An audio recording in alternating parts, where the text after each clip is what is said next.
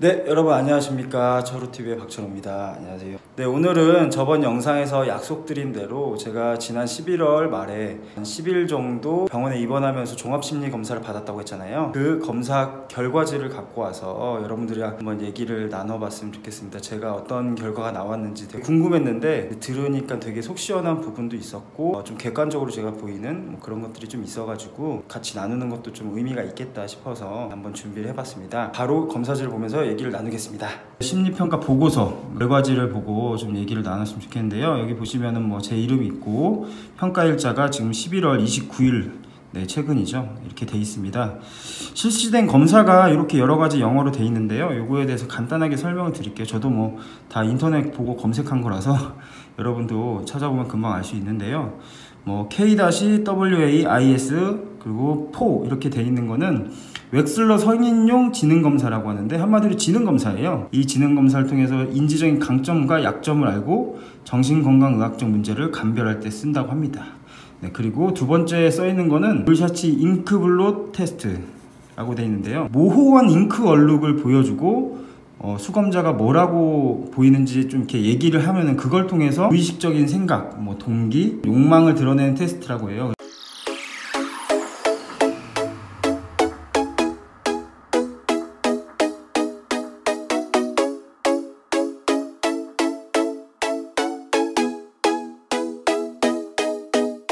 MMPI-2 이거는 좀 유명하죠. 심리검사 하면은 대표적으로 하는 검사 중에 하나예요. 550개 문항의 질문이 있고 전부 다 이제 그렇다 아니다 이 두 가지만 선택하는 가장 널리 쓰이는 객관적 성격 검사라고도 합니다. CPEB, AMI 이거는 검사해도 잘 모르겠어요. 아시는 분 있으면은 좀 댓글 좀 남겨주시고요. 요런 뭐 10여 가지의 검사를 봤어요. 제가 진짜 소름 돋았던 거는 이 수검 태도를 다 보고 있었어요. 보시면은 반응에서 헐 고난이도 이런 혼잣말을 막 했다는 게 너무 웃긴 거예요. 이런 거 다 적고 있었구나. 더 웃긴 건 여기 진짜 어렵다 짜라짠짠.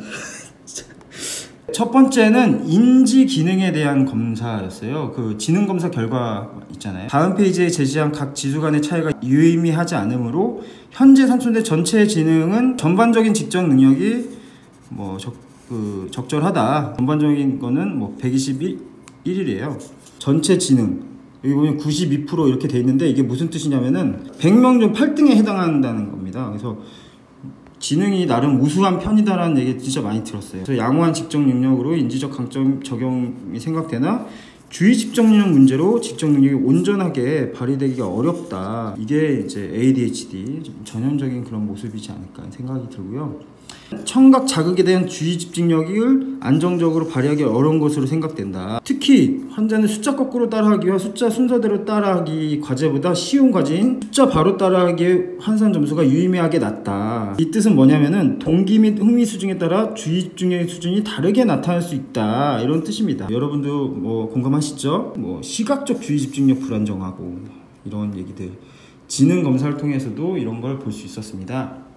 다음 페이지는 지능검사의 세부 결과 페이지예요. 뭐 특별하게 말씀드릴 건 없고요. 지각과 생각이라는 뜻인데 아까 전에 그 잉크 얼룩을 보고 어떤 생각이 드는지 그 검사 결과인 것 같은데요. 여기서부터는 저의 본격적인 심리에 대한 이야기가 나옵니다. 주의의 폭이 넓어 자신의 경험이나 주변 상황에 민감하게 쓰며 또 받아들인 정보를 과도하게 탐색하고 통합하는 경향이 있다. 처리 효율성이 저조하고 노력에도 불구하고 의사결정 확신하지 못하며 불만족감을 느낄 수도 있겠다. 주변에 너무 영향을 받는다는 거예요. 과도하게 정보를 받아들이고 통합하려고 막 하니까 오히려 처리 효율성이 떨어진다는 거예요.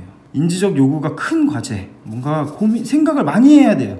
복잡하고 막 이런 거 뭐 마주했을 때 다소 충동적으로 반응하며 반응의 질이 저하되는 양상을 나타낼 수 있겠다라는 뜻이고, 상황적 스트레스로 인한 무력감으로 인해 주변적 사고가 활성화돼 있어서 효율적인 정보 처리가 더욱 어려울 수 있겠다 이런 뜻입니다.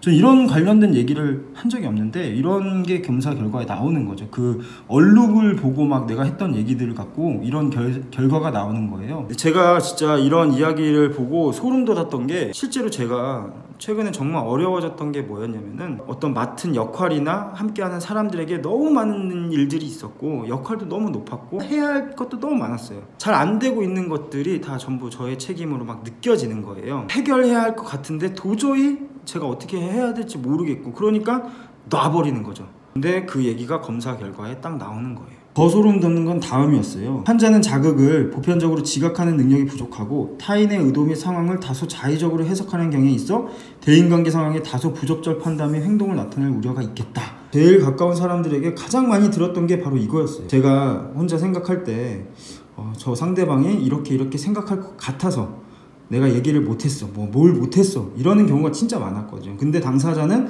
전혀 그렇게 생각을 안 했어요. 저 혼자 이렇게 상상의 나래를 펼치는 거죠. 네, 아무튼 이런 식으로 이 부분은 저의 어떤 평소 생각이나 심리에 대해서 매우 꿰뚫고 있었고요. 그 다음은 성격 인성, 그리고 감정 정서 이런 부분에 대한 결과입니다. 그래서 MMPI 아까 그거 그리고 여러 검사에 대한 결과인 것 같고요. 중등도의 우울 수준을 호소하고 있다. 특히나 요 자기 혐오 가장 높은 점수를 부여하고 있듯 스스로에 대한 부적절과 관련 심적 고통이 큰 것으로 여겨진다. 저를 정말 힘들게 했던 것 중에 하나가 바로 이 자기 혐오예요. 기질적으로 충동성과 불안 수준이 모두 높은 편이라고 해요. 상반된 기질적 특성인데 이게 환자의 심리적 혼란감을 더욱 가중시켰다는 거죠. 예를 들면은 충동적인 사람들은 불안감을 못 느끼고 혹은 불안한 사람들은 너무 불안해서 충동성이 없는데 저는 둘 다 가지고 있었다는 뜻이에요. 또 나왔습니다. 이 ADHD의 특징이죠. 기질적으로 부주의하고 충동적인 특성을 보유한 환자는 유년 시절 과제 완수에 어려움을 나타낼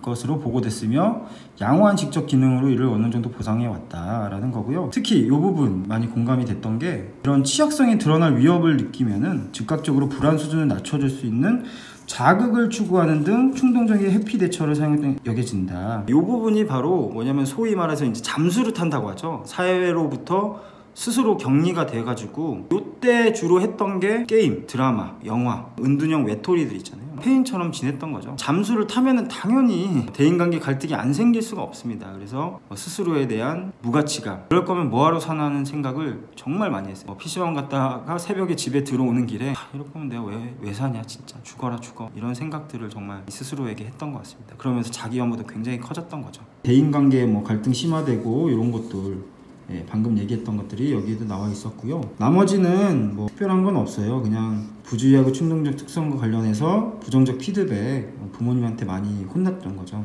긍정적 자아상은 또 있어요. 내면에는 자신의 취약성에 대한 불안이 있는 것으로 보이고 부적절감과 수치심이 자극되면 자신의 취약성에 대해 반추하며 우울감이 심화될 수 있겠다. 이러한 환자는 보유한 강점과 취약성 사이에 스스로에 대한 높은 기대를 형성하고 좌절하는 것을 반복하는 것으로 보인다. 너무 많이 도전하고 너무 많이 실패를 해서 이젠 도전조차 하고 싶지 않다라는 얘기들도 했었고요. 근데 이런 거에도 불구하고 높은 성장 욕구, 정말 반드시 치료하겠다는 게 있어서 이게 또 강점이 될 수 있다라는 겁니다. 그래서 이렇게 마지막을 정리를 했고요. 기질적 취약성에 대한 치료적 접근이 필요할 것으로 여겨지고 이런 정서에 대한 부적응적인 대처 행동을 위한 대인관계 및 직업생활의 부적응을 경험하지 않도록 돕는 체계적인 심리 도움이 필요하겠다. 그래서 결과가 중요하죠. 여기는 보시면 아시겠지만 ADHD 확진 판정을 받았고요. 그리고 2번은 이 우울증 좀 관련된 겁니다. 세 번째는 인터넷 게임 중독, 이런 결과를 받게 되었습니다. 네, 이렇게 저의 오늘 종합심리검사 결과를 같이 공유하는 시간을 가졌습니다. 오늘은 제가 지금 같이 운영하고 있는 오픈 채팅방 말고 다음 카페를 하나 소개해 드리겠습니다. 여기는 정보도 정말 많고요. 활발하게 정모도 이루어지고 있습니다. 다양한 자기 고민도 나눌 수 있는 그런 커뮤니티가 원래 되게 오랫동안 운영된 게 있어서 저도 여기 가입해서 열심히 한번 활동해 보려고 하니까요. 네, 여러분들도 같이 와서 많은 정보도 얻어 가시고 또 되시면은 정모에도 좀 나오시고 그러면 좋을 것 같습니다. 오늘은 여기까지 하고요. 다음에 뵙겠습니다.